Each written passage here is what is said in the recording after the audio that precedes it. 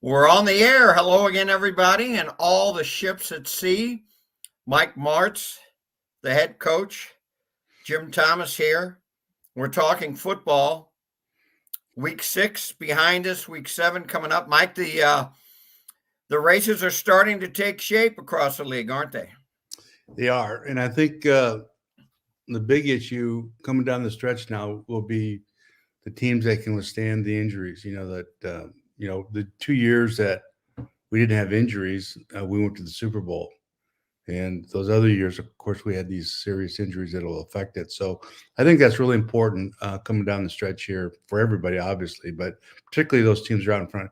Here you got Detroit with a real bad injury that can affect their season as well. So we'll see what happens.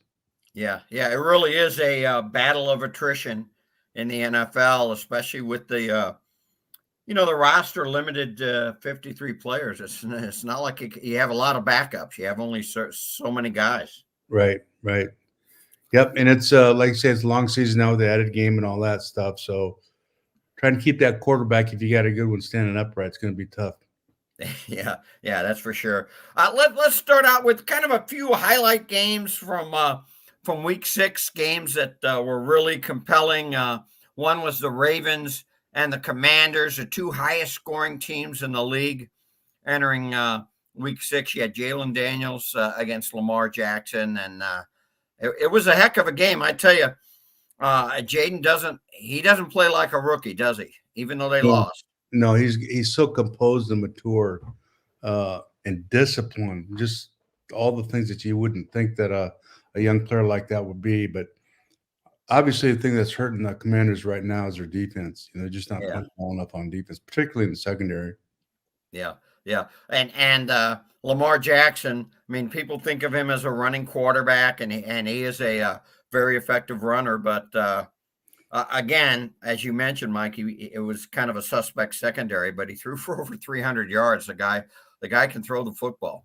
Well, he's a real good passer. There's no question about it. And they've made a real effort in the last few years to keep him in the pocket. It's so easy to bail out there. And if he'll stay in the pocket, he's going to make some terrific throws. He's accurate. He's got that good arm and snaps the ball in there good. So, they keep him in the pocket and let him throw the ball downfield is a good thing. Otherwise, he's going to get beat up.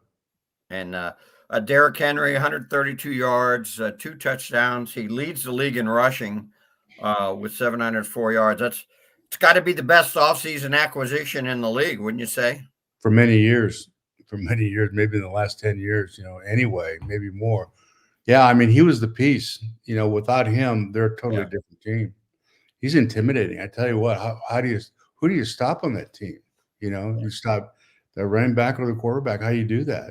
yeah. And now you have Zach Flowers developing as a Long good. wide Yeah. receiver. The Yeah. tight end Mark Andrews getting more involved. They're playing really well. And of course, Mike Martz's Detroit Lions with Dan Campbell at coach. What a performance by them! Now I realize Dallas was beat up. They were missing a lot of starters, but what a drubbing! How 47-9 Detroit.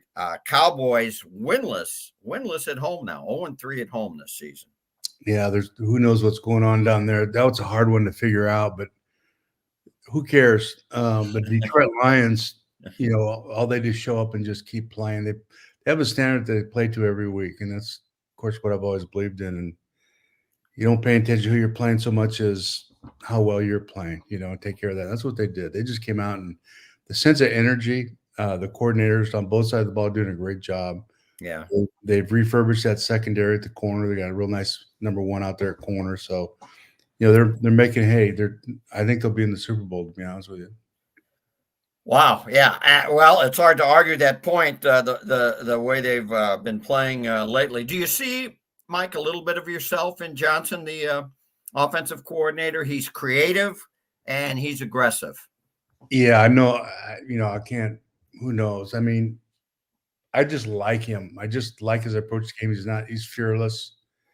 There's just guys that do a great job of play calling. First of all, the offenses, all the details are done well.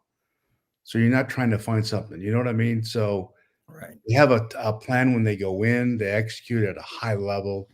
And I think that's where it all starts. And then you start having success, and then you can change things as you don't get pigeonholed and having to do something on offense you don't really want to do. So you have to win a game by running the ball. They just lock up and they go like they did here a few weeks ago. I think it went 70 or 80 yards to seal the game and didn't throw a pass. Yeah. And you do that, and the quarterback then goes 18 for 18. Who does that? So, and I mean, and your answer to the coordinator, he's the best in the league by far. I don't think there's anybody close to him. Yeah, they just a day or two before the game, they locked up the running back who I know you think highly of, one of the most underrated backs in the league, David Montgomery. So they signed him to a extension, which will take him through the 2027 season. He had his 8th consecutive game with a rushing touchdown, which was a franchise record, and that's a franchise. Had some pretty good running backs over the years. A fellow by the name of Barry Sanders comes to mind. Billy Sims, of course. They can't leave that game, Mike, feeling totally good about themselves, only because what could be a season-ending injury to the best pass rusher in the league, Aiden Hutchinson, leading the league with 7.5 sacks. Had surgery on a broken leg. How do they compensate for the loss of him? Well, it's going to be very difficult. I mean, that kind of pressure that he puts on, aside from the sacks, he's always in the face of or touching the quarterback as he throws the ball. That'll be hard for him. It'll affect him. It will, but they're so good as a football team, they'll just kind of fill in the ranks, so to speak. But in big games against a terrific passer, that'll hurt him because he can't get the same kind of rush. They can utilize some more pressures possibly to compensate for that. But, other than that, there's not much you can do about it. Mike and I noticed we're both rocking the hoodies. Do you have anything on your hoodie? I'm representing my Army Black Knights who are unbeaten. Mike, what do you got going on there?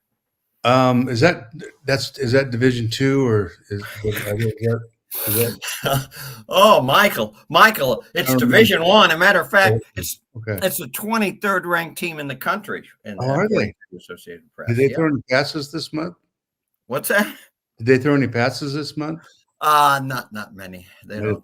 Yeah. They don't pass it too often. Playing East Carolina Pirates this week. Who's Fresno State? How are they doing?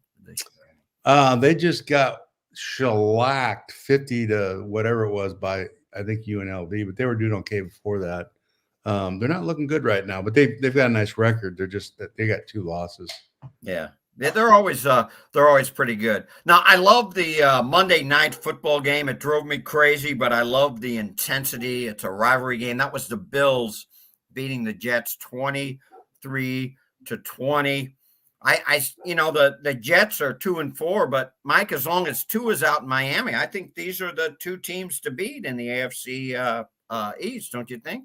Yeah, and I think obviously they missed those 2 chip shot field goals, and then they have a touchdown that they scored that is called back for some sort of ghost holding penalty. I mean, that penalty, what he did in that place, how you block. Your hands are allowed to be inside on the cloth.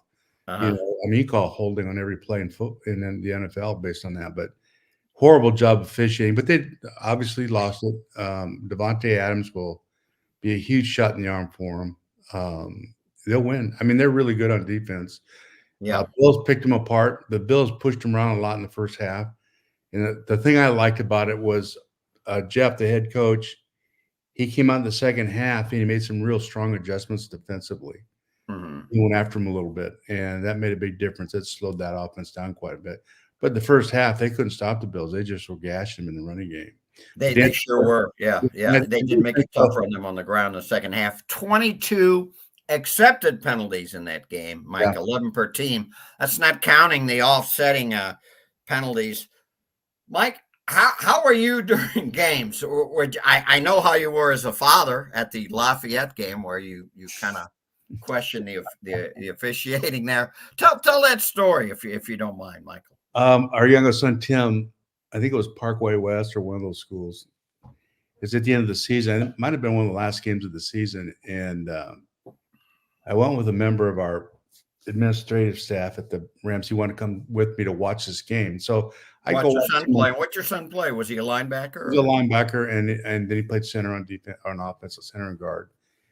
And he started. He's team captain. He's a good player. But he's a big time hitter. He's not particularly athletic. He's like his dad, unfortunately. So, but it's in the fourth quarter, and Tim snaps the ball, and there's a punt, and I'm standing on the sideline, and usually they don't care if I'm down there. They recognize you, and I kind Right. of go. Julie's in the stands, and so I'm standing here with Jay Zigman, our vice president. And I see the punt, and I see Tim come down, and the guy goes for a fair catch. He puts a fair catch, and just as he puts his arm up, there's another guy standing there, and Tim just decleats him. Just decleats him. Just put the whammy on him. The guy throws a flag. Yeah. I see the play, and I see the flag, and within a few seconds, I'm out on the field, and I'm giving this to the official. He walks over, and I said, "What was that? What's the call? What is this?" Uh, And he comes over and he starts to explain to me. He gets about halfway through a sentence, and he goes, "Wait a minute, who are you?" And then I realized where I was. I said, "Oh, hey, listen, I'm nobody." He said, "Are you part of this team?" No, sorry. You're out of here. Get off the field. He threw me off the field. So I just kind of got lost in the moment, huh? as soon as I saw that, I felt like I was on the sideline in a game, and I wanted an explanation of that official. I was going to get a piece of him, And Did the Lafayette Lancers, did they let you down on the sideline after that, or did you get a little talking to by the head coach, or no? No, they were always really good. They're always terrific. All those high schools were always good about that. So saying all that, would you, in a game like this where the refs were just totally out of control, would you have a hard time keeping your sanity? Would you be chewing on the refs in this? No, I tell you what, very seldom did I do that unless it was something really egregious. This would have been a hard game to deal with because there's so much garbage going on from the officiating standpoint. But I started chewing on a guy on the sideline judge, and I was giving him an earful. I don't remember what it was. And the guy turned around, it was in a timeout. And he turned around and he said to me, "Coach, I'll make you a deal." I took my headset off. I said, "Hey, what's up?" And he said, "You don't tell me how to officiate, and I won't tell you how to call plays. How's that?" I started laughing so hard I couldn't put my headset back on. I said, "You got me. You got me." So that was it. That taught me a lesson. I tried to keep my sanity a little better. Sometimes you have to for the player's sake because you're kind of, I mean, you can't be stoic all the time down there and just kind of in a vacuum. You have to demonstrate some of that at some point. But I never liked doing that. But there were times up in Green Bay, I remember I got the call reversed actually. I went nuts on a guy, and they ended up reversing the call from New York. So that was good. Yeah. What a crazy game that was between the penalties. You had that great Hail Mary by Aaron Rodgers at the half. Greg Zuerlein, who Greg DeLay came into St. Louis well after you were gone. He banged not one but two field goals off the uprights. The other kicker, Tyler Bass, he missed an extra point and a field goal, but the Bills came through without James Cook. How about Ray Davis, a rookie from Kentucky? The kid was homeless part of his youth, and he comes off the bench. He had just a fine game. I think 150 yards rushing and receiving. He did a terrific job, but it also is a statement for that offensive line. Yes. Somebody got a burrow up their rear end there. They challenged them before that game because they hadn't been playing particularly well up to this point. Yeah. I mean, Cook has made a lot of yards, but some of those he's busting through tackles and this, that, and the other. But that offensive line, it looked like Detroit a little bit. They were knocking them off the ball pretty good. So they're both really good teams. I think the Jets are going to be in it in the end. They'll make it as probably I don't know if they'll win the division. I think Buffalo obviously does that, but especially with Devontae Adams now, this will be a big shot in the arm for the Jets. Now he's apparently going to play right away, Mike. Yeah.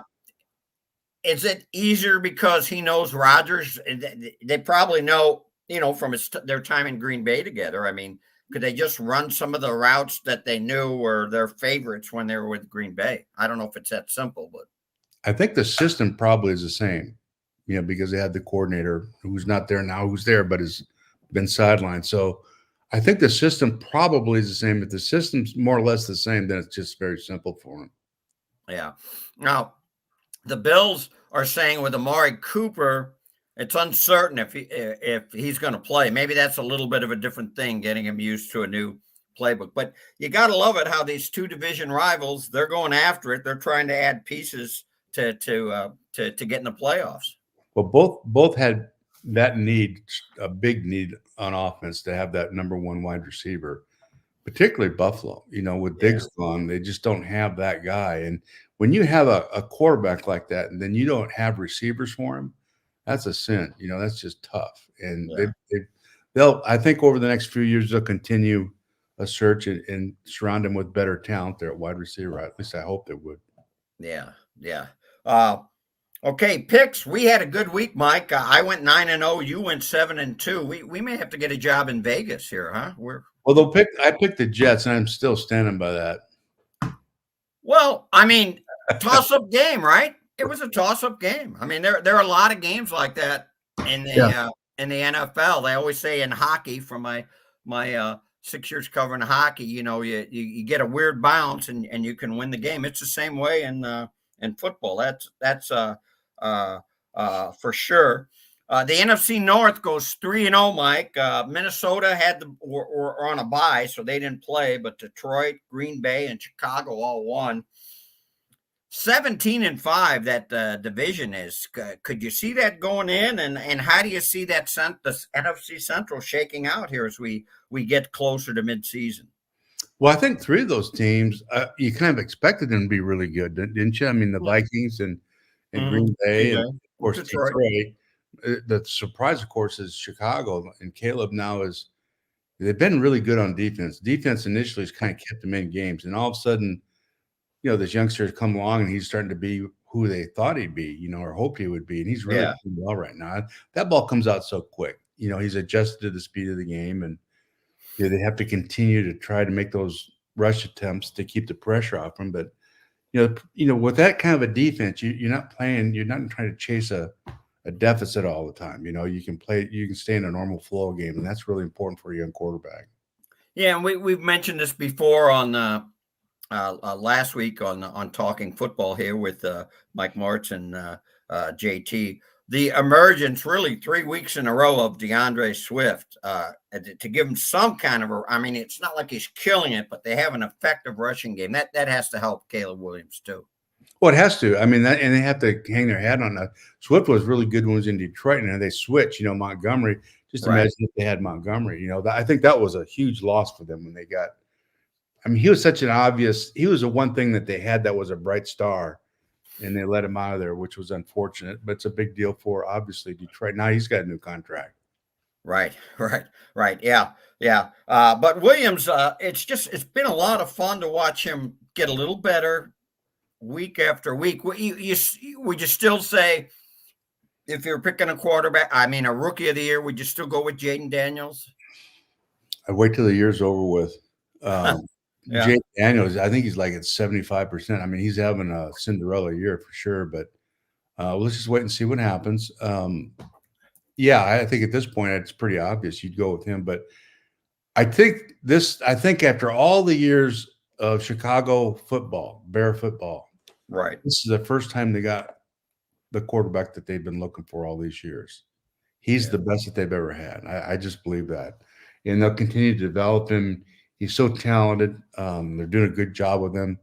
Keep surrounding him with good players. Get that running game going again. I think he'll do nothing but accelerate and go up from here.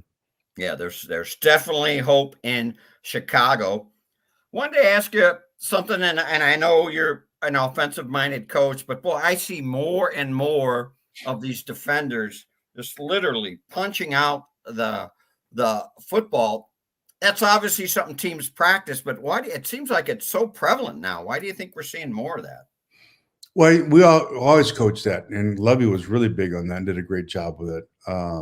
Tillman, Peanut, when he went to Chicago, he had I think he set an NFL record for it, but it has a lot to do with when you look at guys on tape on when you view the receivers and the running backs and how they carry the football. Mm-hmm.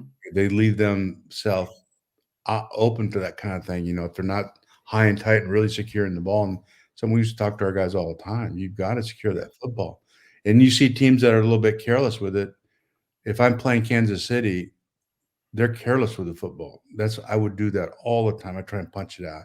You watch Kelsey and those guys when they get the ball, they sling it outside. The first thing I do is try and get that ball out of there. Yeah. We're one of the more careless teams in terms of ball security. It's fortunate they haven't lost a lot of fumbles. Yeah. Wanted to ask you about a couple of coaches. One, Jim Harbaugh has to leave the game with San Diego because of irregular heartbeat. Mike, certainly with your myocarditis, I think I'm saying it right. You can relate to that, huh? Yeah, it was a little different. I think the irregular heartbeat, obviously he's had this before, and he's had that ablation, and I've had the ablation too, which fixes it. So, who knows? There's a lot of stress, obviously, and lack of sleep. The deprivation does cause it's really hard on your heart. So, he's just got to reorganize how he looks at things and runs his life. Did you have a shower in your coaching office, and did you put a bed in there late in your, because you spent so many hours there, didn't you, late in your time? Last year, the year I got sick, I had them build a bathroom there, so I didn't have to run up and down the stairs to change to go to practice, just to save time. And but I did have a futon in there from my very first week, and on long. If we had a Monday night game like at Tampa and we come back at 2:30 in the morning, I'm not going home. I'm going to stay there and sleep, and because you add up the time on the road, it's a half hour. Right. So it saves you an hour that you can get some sleep. You're always trying to save yourself in a certain way where you can get enough sleep, and it's very difficult. Yeah. I would never stay past 10 because at 10 o'clock I just hit the wall. But I'm always in the office by 5:15. So. From 5:15 to 10, if I can't get it done then, I'm not going to get it done. Yeah. But there were a couple times Julie got used to you not coming home, huh? Yeah, I always call her. It gets really late. I say, I'm exhausted. I need that extra hour tonight. I'm going to stay here on the futon. Right. Wanted to also ask you about a totally different subject, but another coach, the Eagles, Nick Sirianni, he got into it with some opposing fans at the end of the Browns game. Excuse me. I think it was Eagles fans. Yeah, it was Eagles fans. Yeah, I think they were chanting. The expectations are so high in Philly. Fire Nick. Have you ever gotten into it with fans, either opposing or your own fans at a game? Just when I was at the Giants, I used to love to go to the Giants and play there because Giants fans are just different. They are. I'd walk out there. Mike? Hey, you fat, and I'd turn and laugh, wave at them, and we'd go over and talk to them, and we had a great time. I used to enjoy talking to those guys. They're usually pretty steamed up by the time they get in the stadium anyway. But no, that just has never been a challenge for me. Yeah. So any advice for Sirianni? You can't listen to that stuff, can you? Well, I think once you've done that, you're probably done. Once you've lost your control to that point, I think the front office is looking for a list of candidates as we speak, I would think. Yeah. Before we go to break, I just want to. We haven't talked a whole lot about the Eagles this season. That's why we haven't heard from Chris from Syracuse, who a couple times had some Ask Mike questions, but it seems similar to last year in the way something just doesn't seem right there. Do you agree or? They're really they're talent on both sides of the ball. There's just something going on there. They don't have the energy or the pizzazz. There's just something going on. They should be much better than what they are, particularly in offense. That offensive line, even though they lost the center, Kelsey, they're just not the same. Their whole approach to it is different. I think they're going to struggle the rest of the year. I don't know how they get that thing turned around. They're just kind of morose almost when they play. There's just no pizzazz to them. Yeah. You gotta enjoy playing. That's one thing I think you always did. You tried your teams enjoyed playing and tried to have fun doing it. We'll be right back. We're going to ask Mike after these words. Let me get this straight. Graybar is a distributor? Yep. For more than 150 years, we supported electrical and datacom projects all over the country. so you can get me products wherever and whenever I need them. Yep. Thanks to our expansive national logistics network. For any industry? Yep. From construction sites and industrial plants to schools, hospitals, and just about everything in between. So you could say Gray Bar is much more than a distributor. Yep, you could say that. They really do it all. Yep. When you need a hand powering, connecting, or maintaining your operations, join the thousands of professionals who rely on Gray Bar to help keep them up and running. Yep, Gray Bar does that. Welcome back. You're listening and maybe in some cases watching Talking Football with Mike Martz and JT. As you probably figured out by now, we're on Claibs Online, so please listen.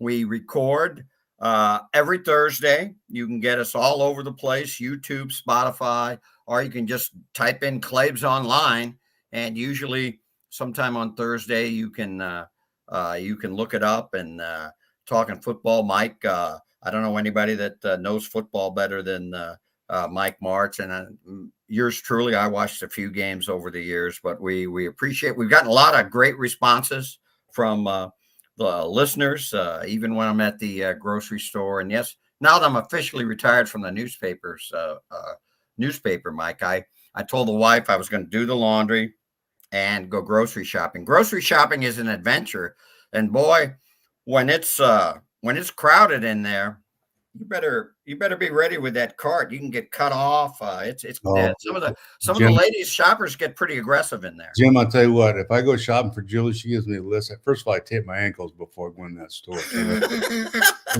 don't get an ankle blown out. But she hates to send me because I'll get what she wrote, and then there's always other stuff as I see you. I walk down the aisle.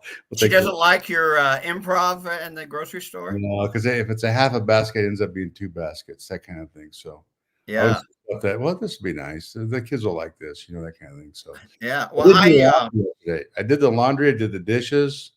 When did you do that? Today? Yesterday? I made the bed. Julie had some things she had to do. Blew leaves off the deck. Did laundry. Did dishes. Made the bed. Yeah, buddy, I got a gold star. Yeah. I'm sure she appreciates that. I'm kind of a slacker on the dishes. I need to pick it up there. Last ad on the grocery shopping, though. When I first started, I would call her 10 times. Like, where do you find this? Where do you find that? What brand do we get of this? But I've cut it down. I'm doing better. Rookie. I know. Definitely. There was a rookie orientation. Anyway, Ask Mike. We've got just one question this week, but it's a good one from Ed from Chesterfield. He says he was watching the London game last week, and Kurt does the color analyst and does a great job on them. Anyway, Kurt, during the London game, which was Chicago and Jacksonville, and Chicago won the third in a row, he mentioned that you would give him the first play. They were talking about scripted plays. Sometimes he said you would give him the first play that you were going to run in the game like 3 days before the game. He said that the Vikings, the playoff game in '99, which was the first home playoff game in St. Louis football history, and just a tremendous game. I've been to all the stadiums, some many times over. That's like maybe the 5 minutes before that game and the 5 minutes after, as loudest I've ever heard a stadium. Anyway, he said you gave him that play 3 days before. Was that the case? And why did you do that? And you told him, hey, we're going to score on this play. Yeah, no, I'll tell you exactly what happened. Yes, I did. We did that right away, practiced it immediately. I told him it'll be the first play of the game if we're on the right hash mark. If we can get it on a good hash mark. But what happened is when I was looking at tape, teams will check the defenses versus certain formations. And if you can get a beat on that when you're doing your film studies, and with the I backs in a slot formation, they had an automatic blitz by the backside corner. I'd never seen that before. And they do that to stop the run, etc. But whenever every team that got into an I slot, they went 3-on-2 to the slot. And so there's nobody on that back half of the defense in the back end. And they figure you can't get there because they're bringing both the backer in the corner there. So we had Marshall block him, and we went double post, and I felt like the inside post, which was Isaac, would end up running into that big void over there, wouldn't be over there. And as soon as they lined up, I saw the corner come up. I said, yeah, we got it. So, and then, of course, he just threw and completed it. It was pretty easy. I mean, that was something that wasn't hard to do. I mean, that was – and then when you show the guys on tape what they do and what we're going to do to it, then they get excited. And then when you practice it and they hit it like clockwork, then as soon as the ball gets snapped, it's a foregone conclusion. You may as well put the point on the board. It was like an 80-yard play, wasn't it? Something like that. 78 yards, yeah. 78 and yards. I thought the roof was coming off the joint there. But why would you give it to him 3 days before? Kurt said it helped him visualize the play. That's why you do it. That's why you do it. You know, it's a play that big with that much potential. It was not an ordinary play. It's a play we didn't have. It was a special play.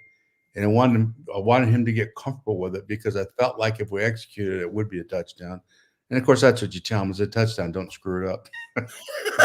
Did you script 15 plays, 10 plays generally? No.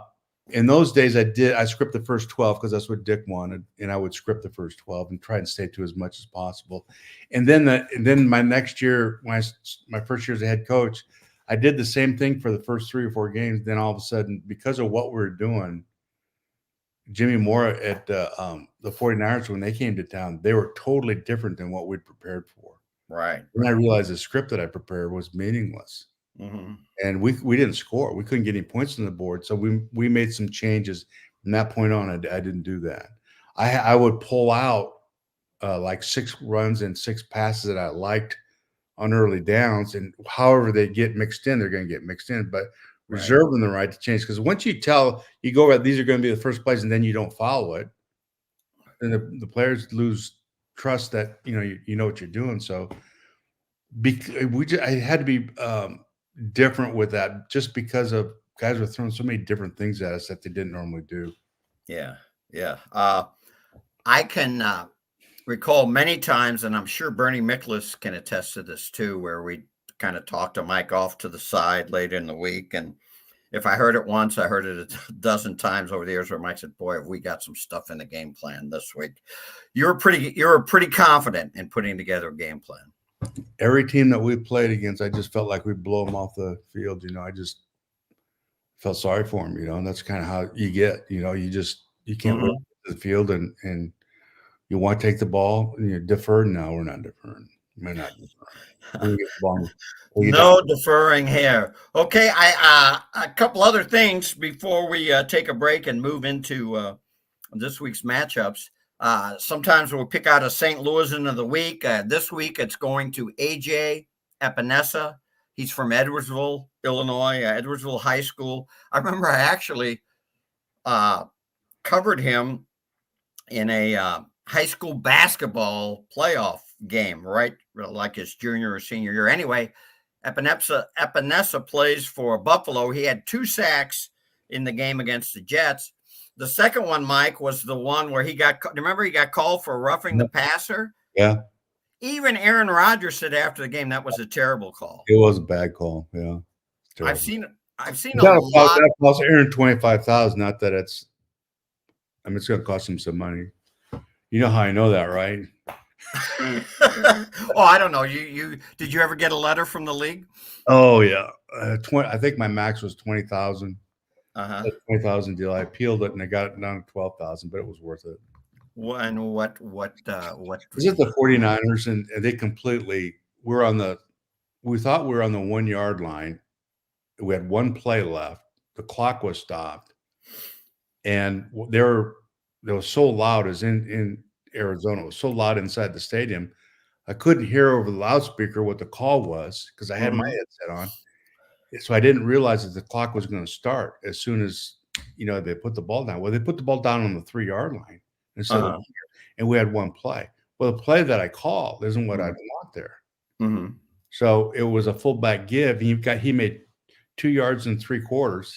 He's that much short, but it isn't what we'd want to run there, right? And right. He wins and we lose. So yeah, I made a comment about that, and it wasn't derogatory. I just said, normally the referee will come over as a matter of courtesy and allow saving and let you know what the situation is, because we had no idea what the call was. We couldn't. Right. And they didn't do that. And so because of that comment, normally, they give you the honor of coming over and doing that. I got fined, I think, $20,000 for that comment. But yeah, I appreciate the fact you were able to lobby it down to $12,000. Well, but here's what happened. The lawyer for the NFL was a real jerk when he called me. He says, I pick up the phone and he said, yeah, we're going to levy this, letting you know ahead of time, you're going to get this in the mail. And I said, I kind of contested a little bit, and he got really nasty. He said, we've never had a file as thick as yours here at the NFL. I said, oh, you keep a file? You keep a file? What do you mean a file? He said, all the things that you've done, this, that, and the other thing. Well, what was happening is in the off season, we would do things and somebody in our front office would report us. Mm-hmm. And then I'd get fined for it. I didn't know it. And it was never told to me. So I had this file going like this, and I didn't know anything about it all those years. They never told me anything about it. Okay. And I had nothing to do with it. But I mean, so I had this, but anyway, so I got a lawyer and called him and said, listen, and his voice changed completely. I got on the phone with the lawyer, and all of a sudden he's Mr. Nice Guy, but yeah, it was ridiculous. But Mike, you, but in doing that, doesn't all the money go to NFL charity? So you donate a lot of money to charity over the years. Yeah. Somebody's had a lot of trips to Disneyland. I can tell you that. Okay. Lastly, every now and then, not every week, but we pick out a Mike Martz tight end of the week. Mike was a tight end in college. And this week, the award goes to Chicago's Cole Kmet. Oh, my God. What is that up on the screen for those of you? Who the hell is that? Where in the world did you get that? That is tight end Mike Martz. Mike, you got the little sideburns going. I'm trying to read the print. Was this when you were in junior college? Were you at Mesa? Do you remember? Or were you at Fresno? College. Yeah, 1970. Yeah, it was a photo for I was in all conference, all coast. It was an award. It was that was a photo for that. Joe Roderick, our crack producer and stalwart at Claves Online, put that up. Anyway, Cole Kmet, 2 touchdown catches in London, and their deep snapper gets hurt, and he ends up snapping on extra points. You never snapped, did you? Did you long snap or no? No. Yeah, we did. But hats off to Cole Kmet, our Mike Martz tight end of the week. We'll be back to preview week 7 in a moment. Are you ready for a challenging and rewarding career? There are quality jobs in the construction industry. I got out of college and my career choices were very limited, and this provided me with a plan for the present and the future at the same time. I actually have a bachelor's degree in psychology, and I was making less than I make as a first-year apprentice painter. I didn't go to college. I have no college debt. I make more money than the majority of people I know that went to college. Take your first step towards a rewarding career. Visit stlouispdf.org. We're back. Thursday night football tonight. Bears and Cowboys have a byes this week. Only 2 teams are off, so that means there's 15 games this week. Thursday night football, Broncos at Saints. Sean Payton's homecoming, obviously now coaching the Broncos. Broncos kind of been up and down, but and Bo Nix, another rookie quarterback, starting. He's been okay. What do you see out of Bo Nix? I don't know how much you've watched. He actually is one of my favorites coming out of college, and I think he's with the right team. I think he's going to be a real good player. So they get better around him too. But I like him a lot. He's working through this as young guys do. I think he's just starting to hit his stride a little bit. And they need better talent around him, obviously. They're pretty good on defense. I think this is an easy one to call. I think Denver goes down there and puts remember, New Orleans lost those 2 receivers, a linebacker and a guard as well. Yeah, and it looks like Derek Carr isn't going to play tonight. It'll be Spencer Rattler. So, yeah, the receivers, Chris Olave and Rashid Shaheed. Shaheed will be out now for a while. I think he's getting meniscus surgery.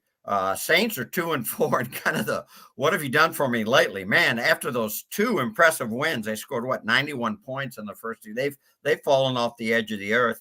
Mike, what's it like returning to the city where you coached for a long time. You did that, I believe, with San Francisco. I don't know. Did you play St. Louis when you were with Detroit? I don't think so, but I know We you did. did with Stanford. We did. We lost a heartbreaker down here when I was at Detroit, my first year at Detroit. Okay. We came down here and got beat. We weren't very good, and they did a nice job. Then San Francisco, we came here, and it was I think it was the last game of the season on the road for us. I mean, but Isaac caught his last touchdown, I think, Yes. Here in the corner to win the game. And so that was very ironic for St. Louisans. It was the game-winning touchdown, I believe. What was it like for you coming to St. Louis after being there, and what kind of reception did you get?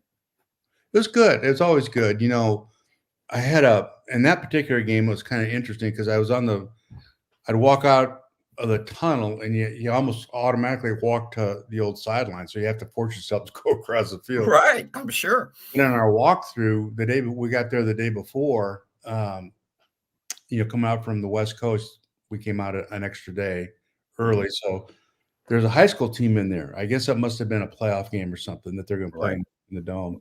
Uh-huh. And it was an East St. Louis team.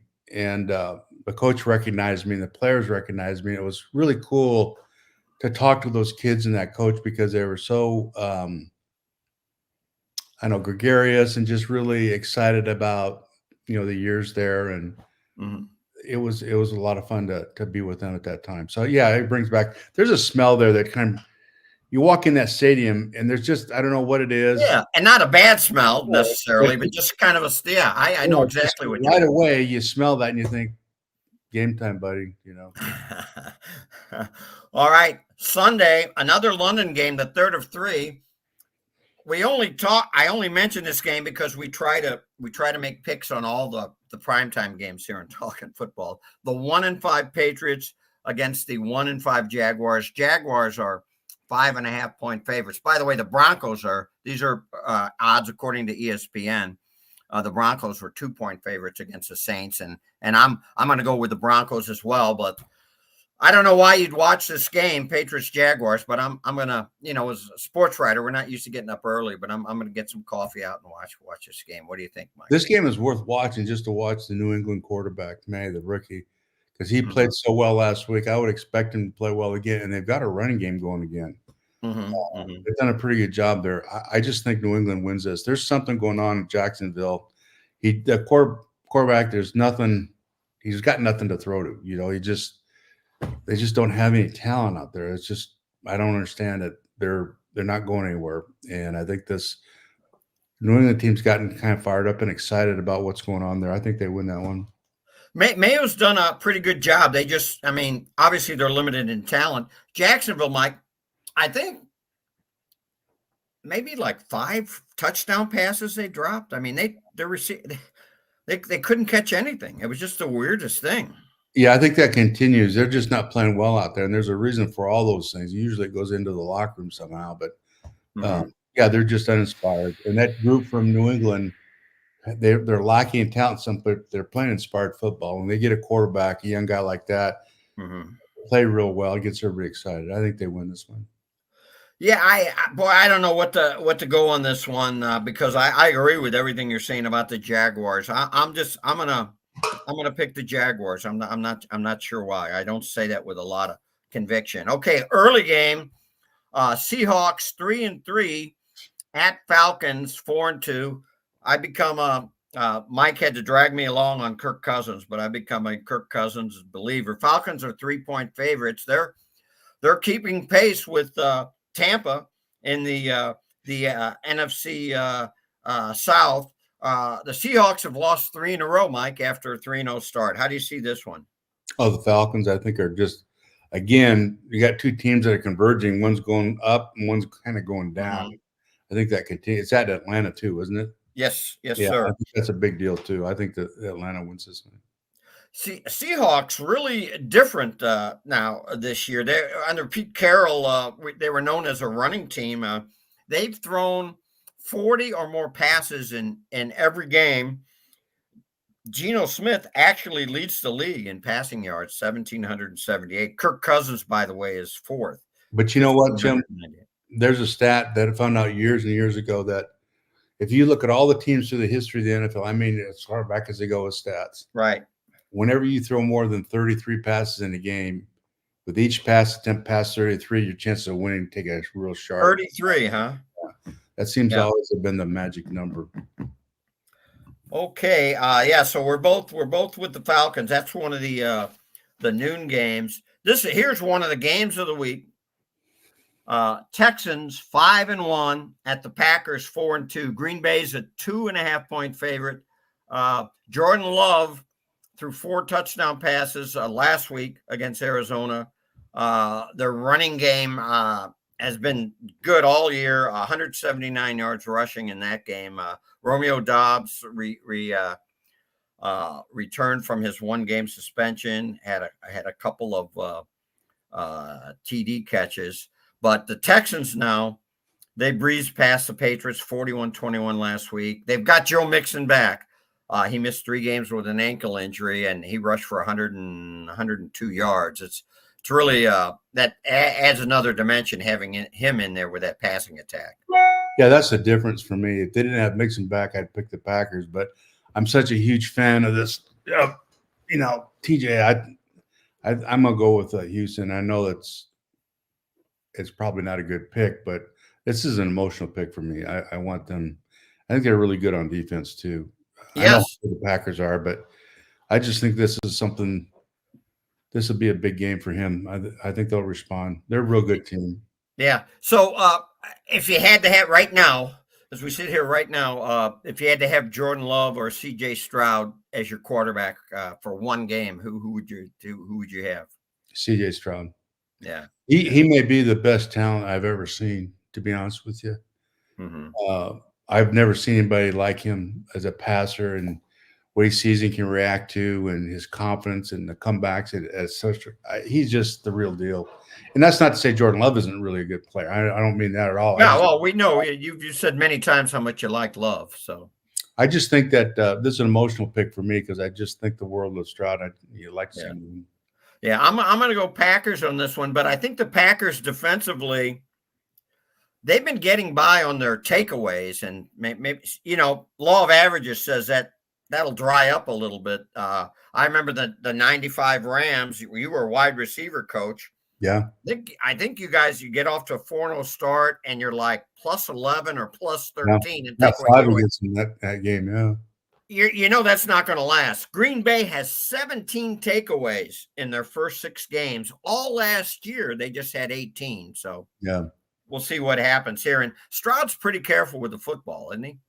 Yeah, he's as good as there is protecting the ball. I mean, he does a great job of that. And with Mixon back, it just changes the dynamics of everything.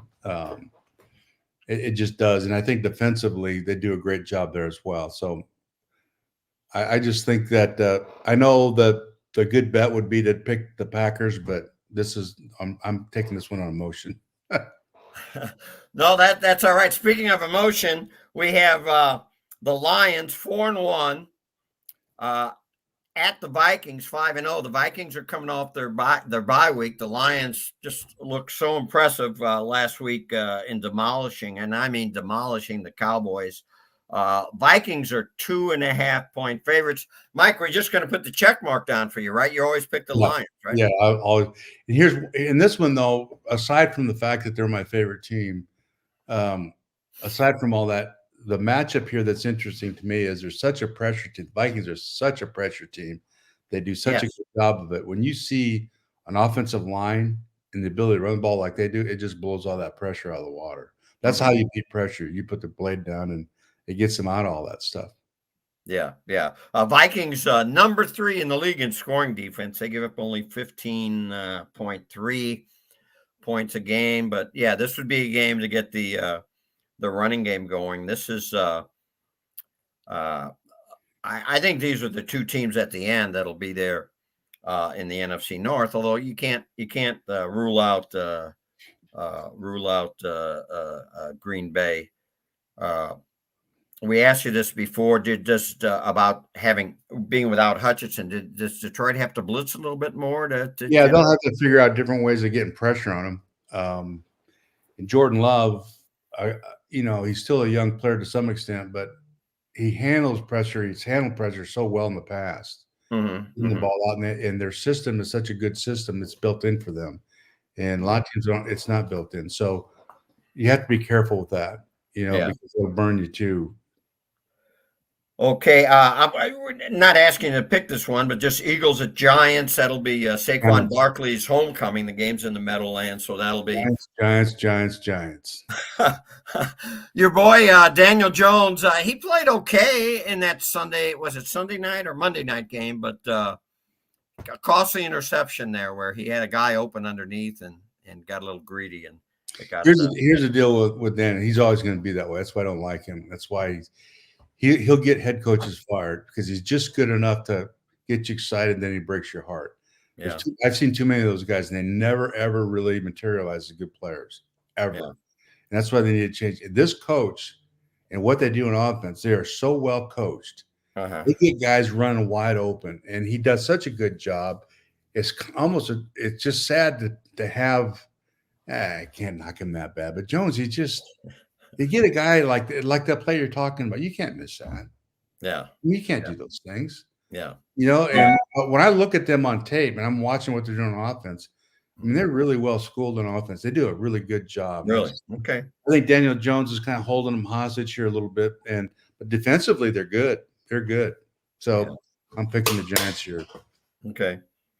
Well, I maybe next week I'll declare a moratorium on asking you about Daniel Jones, but maybe the game of the week, and there's some great matchups. This is a late game, 3:25 start.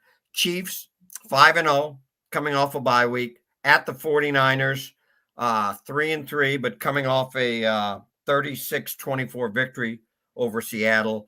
A little bit surprising to me. The 49ers are favored by 1.5 points. Mike, what do you see here? Well, this must be one of the 2 or 3 road games that the Chiefs have this year. Seems like every time I see them, they're at home, playing at home. And what's her name's at Arrowhead, yeah. I mean, come on. So and no Taylor Swift shots probably, because usually I just see her at the home games. I just think they do such a good job with the 49ers, and they're still throwing the ball exceptionally well.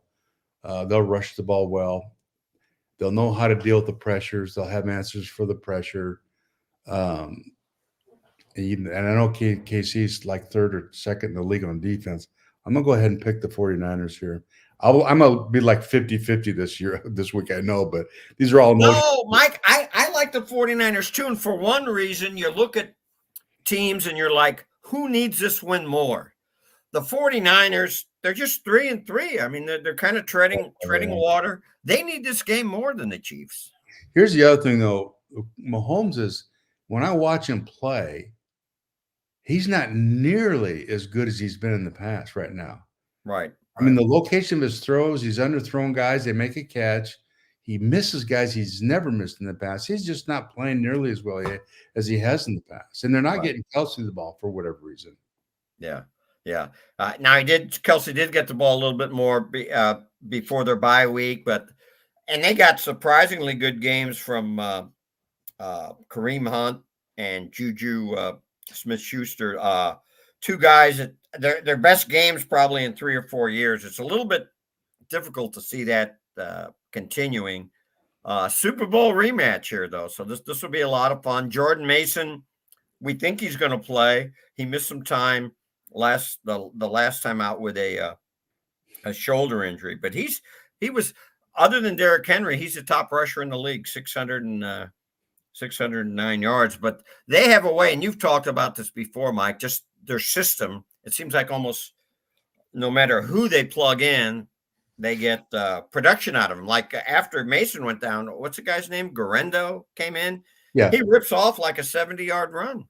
Yeah, they do such a good job of game planning, and it's what we used to like to do. They formation the heck out of you to run the ball, to get force out of there, to get you off balance and run back. And there's all kinds of things that they do that I felt like we did a pretty good job with in the running game. And I love watching them. I love watching them game plan and having it unfold. And of course, again, the way you handle teams that pressure a lot is you got to be able to put the blade down with 2 tight ends and make them play football. Yeah. So that'll be obviously a fun one to watch. Sunday night football, Jets 2-4 at Steelers. Steelers 2-point favorites. Steelers are 4-2. Devontae Adams, as we mentioned, he'll make his Jets debut. Even though they're 4-2, the Steelers with Justin Fields at quarterback, it looks like they're going to make a change. It looks like it's going to be Russell Wilson at quarterback. Mike, what do you think about that? They need to make the change. I think they've done a great job with Fields. He's probably playing as good as he possibly can right now. It's just not overall good enough to beat really good teams. Mm-hmm. They do need to make the change, and I think Mike Tomlin is probably as good as there is in the league as a head coach. Good decision. Mm-hmm. I think I think it'll help them. I just don't know where Russell Wilson is right now. Yeah. In play.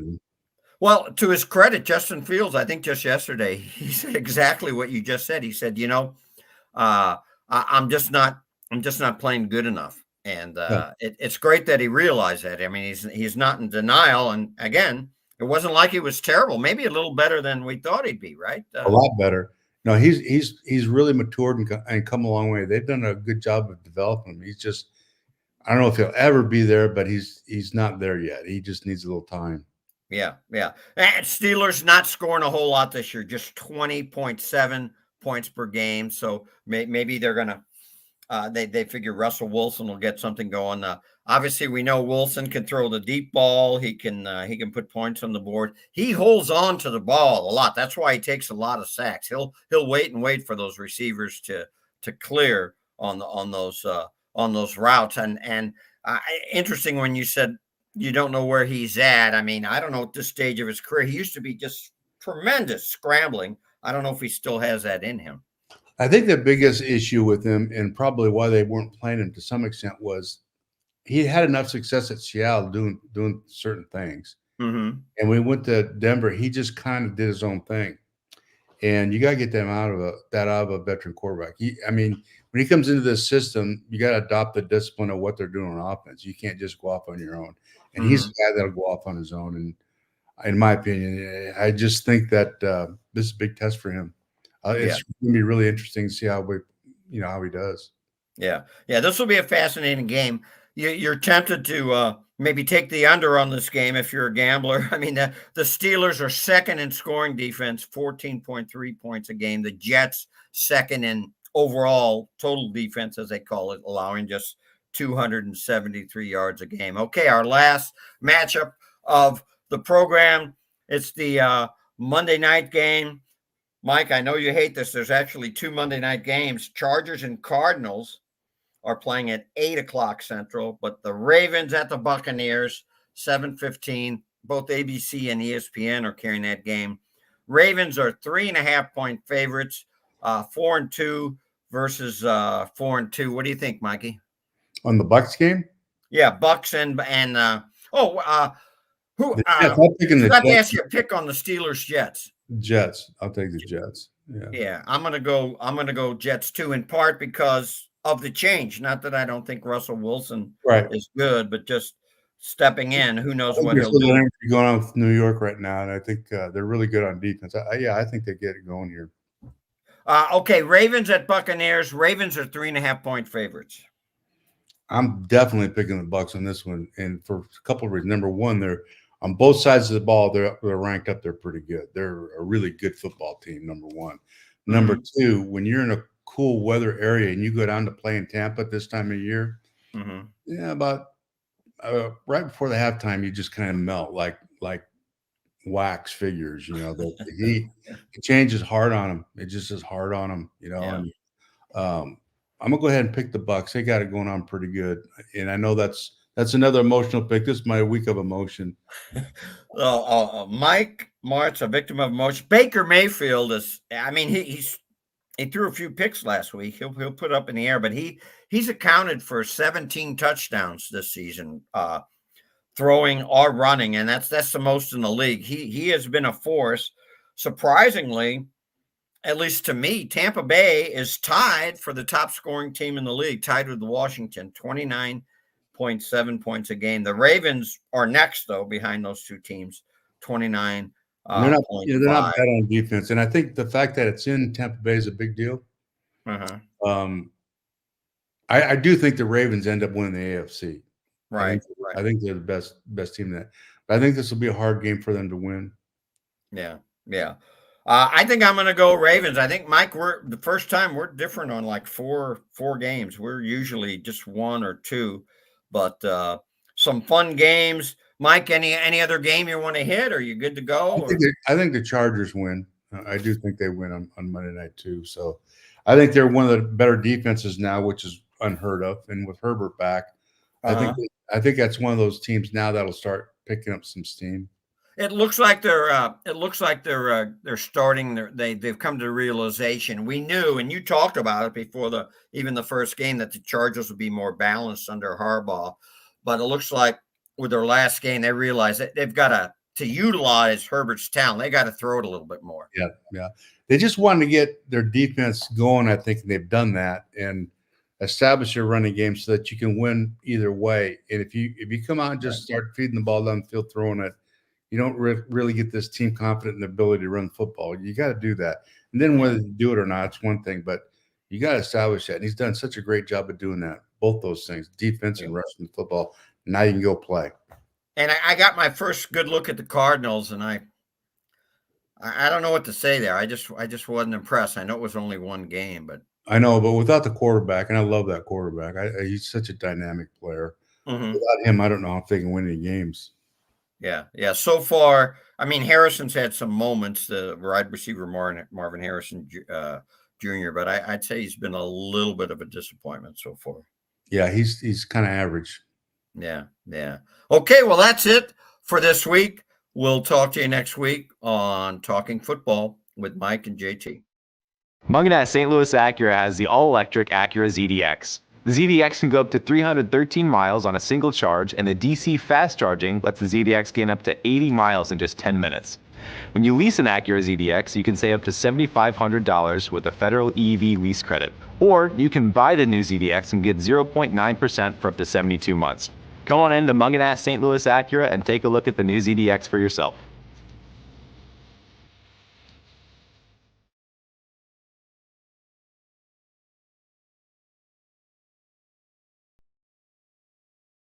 Munganat St. Louis Acura has the all-electric Acura ZDX. The ZDX can go up to 313 miles on a single charge, and the DC fast charging lets the ZDX gain up to 80 miles in just 10 minutes.